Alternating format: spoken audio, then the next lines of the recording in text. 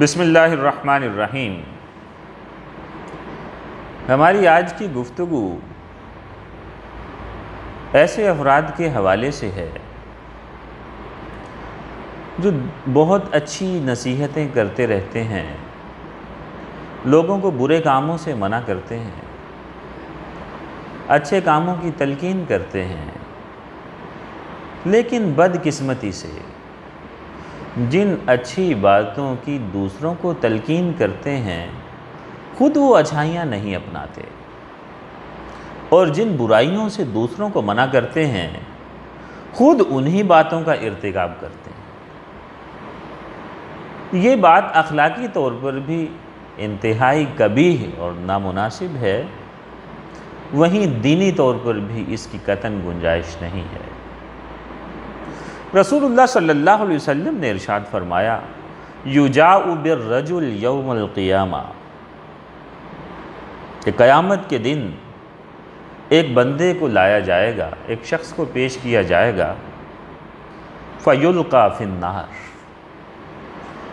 اور اس شخص کو سزا کے طور پر آگ میں پھینک دیا جائے۔ اب آگ میں اس کی حالت کیا ہوگی؟ رسول اللہ فرماتے ہیں فَتَنْدَلِكُ أَقْطَابُهُ فِي النَّارِ، اس کے پیٹ سے اس کی آنتیں نکل کر آگ میں گھسٹ رہی ہوں گی۔ حال یہ ہوگا، رسول اللہ فرماتے ہیں فَيَطْحَنُ فِيهَا كَطَحْنِ الْحِمَارِ بِرَحَاهُ،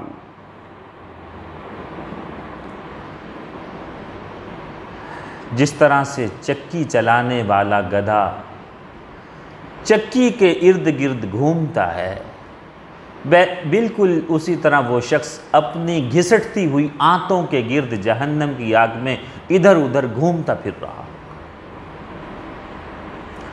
اس کی اس دردناک حالت کو دیکھ کر خود اہل دوزخ پریشان ہو جائیں گے اور اس کے ارد گرد جمع ہو جائیں گے۔ رسول اللہ فرماتے ہیں فَيَجْتَمِعُ أَهْلُ النَّارِ عَلَيْهِ، جہنم میں سب اس کے گرد اس کا تماشا دیکھنے کی خاطر اس کی حالت سے عبرت پکڑتے ہوئے اس کے گرد جمع ہو جائیں گے۔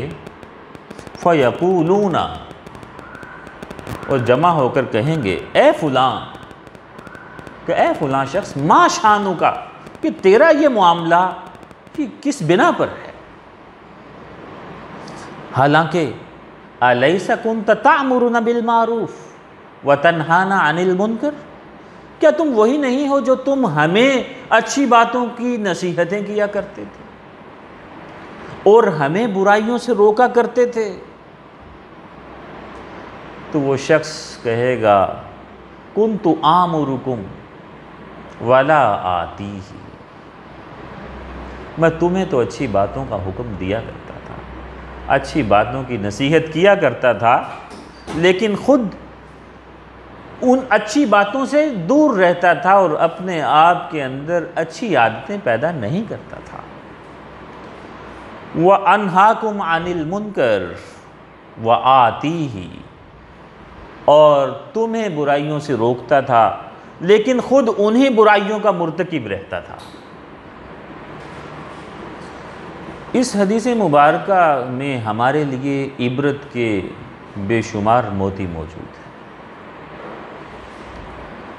آج کل ہم میں سے ہر شخص ناصح بنا ہوا ہے، دوسروں کو نصیحت کرنے میں ہم لمحہ بھر کے لیے بھی نہیں ہچکچاتے، لیکن انہی نصیحتوں پر ہم کبھی ایک مرتبہ بھی سنجیدگی سے عمل نہیں کرتے، اور اسی طرح ہم دوسروں کو ہر لمحے برائیوں سے روکتے رہتے ہیں، لیکن جیسے ہی ہمیں موقع ملتا ہے ہم برائیاں کرنے سے لحظہ بھر کے لیے بھی نہیں چوکتے۔ تو ہمارا یہ طرز عمل کہیں خدا نہ خواستہ ہمارے لیے قیامت میں رسوائی کا سامان نہ کر دے۔ اب اگر کسی کے ذہن میں یہ بات پیدا ہو کہ اس کا مطلب یہ ہوا کہ ہم لوگوں کو یہ چاہیے کہ ہم دوسروں کو نصیحت کرنا ہی بند کر دیں، دوسروں کو اچھی بات کا حکم بھی نہ دیں، اچھی نصیحت بھی نہ کریں، اور لوگ جو برائیوں میں مبتلا ہوں انہیں برائیوں سے روکیں بھی نہ. نہیں، اس حدیث کا یہ ہرگز مطلب نہیں ہے. اس حدیث میں یہ نہیں کہا جا رہا، یہ بات، یہ نقطہ قابل توجہ ہے. اس حدیث میں یہ نہیں کہا جا رہا کہ آپ چونکہ خود برائیوں کے مرتکب ہوتے ہیں لہٰذا آپ دوسروں کو برائیوں سے منع کرنا چھوڑ دیں، بلکہ اس حدیث میں یہ کہا جا رہا ہے کہ کیونکہ آپ دوسروں کو بھی برائیوں سے منع کرتے ہیں لہٰذا خود بھی برائیوں سے باز آ جائیں.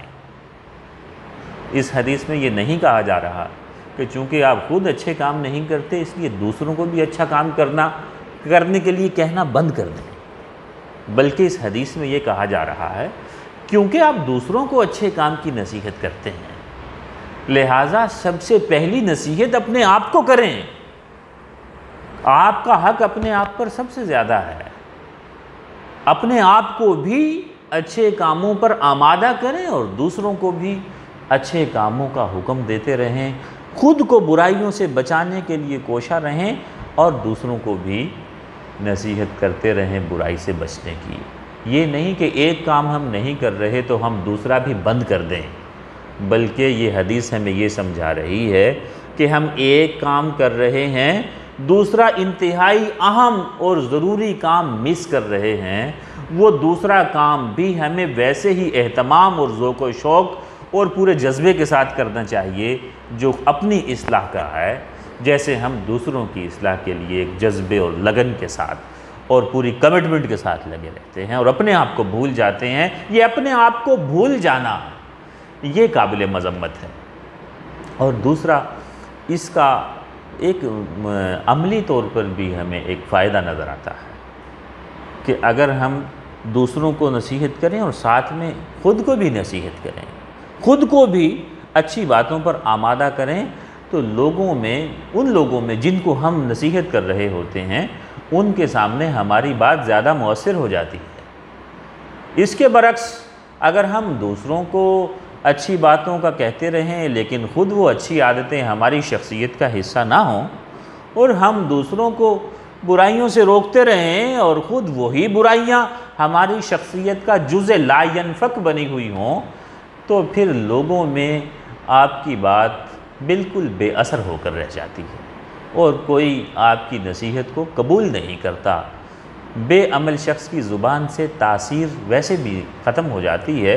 جب لوگ یہ دیکھتے ہیں کہ یہ شخص جو ہمیں بات کہتا ہے ویسا خود نہیں کرتا، تو شاید یہ بات جو ہمیں بتا رہا ہے شاید یہ بات ٹھیک نہ ہو، کیونکہ اگر ٹھیک ہوتی، یہ اچھی ہوتی تو خود سب سے پہلے یہ اپنے ساتھ اچھائی کرتا. جب یہ اپنے ساتھ اچھائی یہ والی نہیں کر رہا جس کے بارے میں ہمیں کہہ رہا ہے، تو شاید اس بات میں کہیں پر کوئی جھول ہے. تو معاشرے کی اصلاح کی وہ کوشش وہ بالکل یکسر رائے گاں اور بے سود چلی جاتی ہے. تو اگر ہم واقعی دوسروں کی اصلاح چاہتے ہیں، معاشرے میں سے برائیاں ختم کرنا چاہتے ہیں، لوگوں میں اچھی عادتیں ڈیولپ کرنا چاہتے ہیں تاکہ لوگ دنیا اور آخرت دونوں مقامات پر عزت پائیں، تو پھر سب سے پہلے آپ اس عزت کے حقدار ہیں. برائے مہربانی اپنے آپ کو اچھی بات کی نصیحت کیجئے، چاہے وہ میں ہوں یا آپ ہوں. اگر آپ چاہتے ہیں کہ دوسرے لوگ بری عادتوں سے بچے رہیں تاکہ نہ دنیا میں رسوا ہوں نہ آخرت میں، تو برائے مہربانی سب سے پہلے اپنی ذات کو اس رسوائی سے بچائیے جو ان بری عادتوں کی وجہ سے آپ کے حصے میں خدا نخواستہ آ سکتی ہے.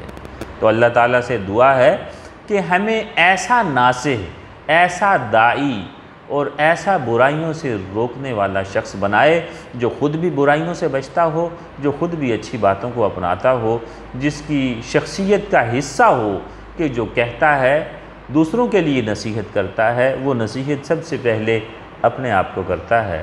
اللہ تعالیٰ سے دعا ہے کہ مجھے اور تمام مسلمانوں کو اس کی توفیق نصیب فرمائے. آمین. وآخر دعوانا ان الحمد للہ رب العالمین.